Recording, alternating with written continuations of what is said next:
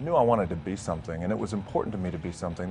When you have your eyes set on something, you should work hard as you can, to get that. There's no substitute for hard work in any way, shape, or form. Yes, people can be gifted, but nothing will ever compare to the insane work ethic that you should have. Now, working hard isn't necessarily meaning that it's going to be easy. Yes, working hard is going to be tough, challenging, and really push you, but things can also not go your way, and you can fail, and that's okay. You learn so much more from your failures than you do from your success. When you're younger, but I could recognize them now and the importance of them now. And just in terms of the drive and the determination.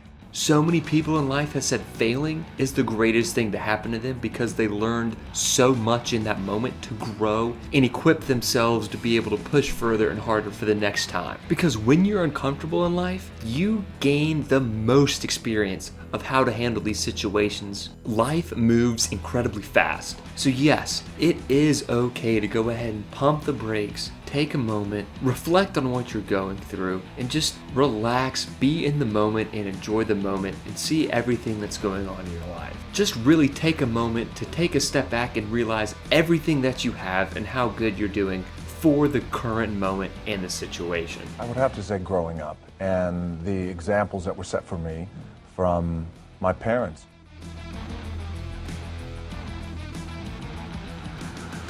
My grandmother, his wife, was the first female promoter who actually became the vice president of the National Wrestling Alliance. And it was, but you got to understand, at that time, there was no wrestling organizations that were publicly traded. It was a very hard business, as you can imagine, especially for a woman. And for a woman to come in and try and be a promoter, it was a very, at that time, a very mafia tendency in how they conducted business. So my grandmother wound up being, and she was, and became legendary in terms of her toughness. And I did, I really did. And that's very polarized, and she was loved and she was hated. And, but also I learned about strength. I'll never forget, there was this argument that we kind of had in the family about weapons, oddly enough. And in the movie, we delve into that issue as it relates to guns or no guns. And I remember there was a time when I was 19 years old, I felt like I wanted a weapon, I wanted a gun. And there were a few other members of my family who felt like, yeah, sure, you should have your own weapon.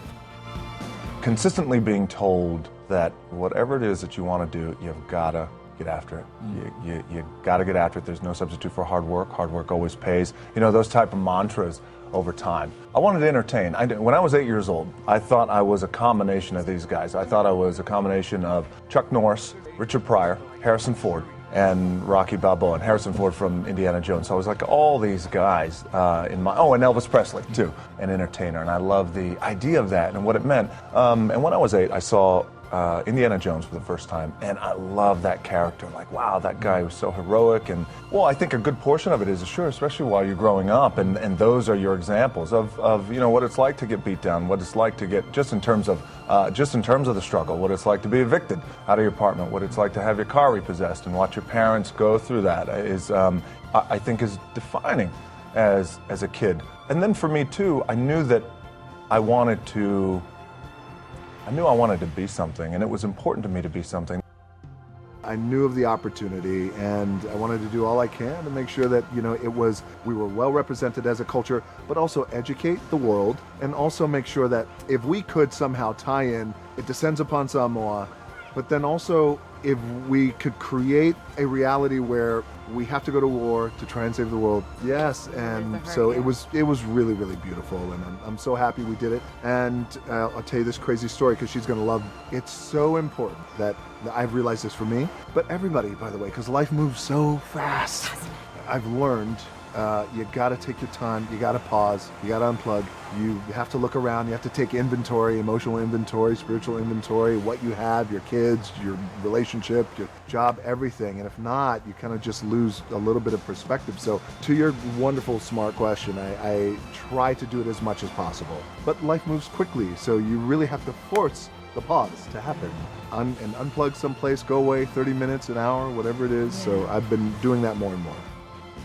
And my mom and I came home, and I'll never forget, the rent was $180 a week. And there was an eviction notice on on the door, and this was the one, it was the final eviction notice. Like, that's the one. My mom started crying, and I never forgot in that moment. It was a seminal moment for me because I felt like I never want to be in this position again. What can I do? So at 14 years old, I thought, well, the heroes in my life, Muhammad Ali, for example, professional wrestlers, worked hard with their hands and they built their body. Yes, that's what I'm going to do. I'm going to do what my dad taught me and these other heroes. I'm going to go build my body so we're never evicted again. Being evicted, by the way, has, as you were saying, has not only given me just great perspective, but also great gratitude, but also, and my team and my family, we laugh at it, but I feel this way, like, oh, well, you know, we're a month away from being evicted. The most this and the most that, again, it's wonderful, but the alternative is what I once was.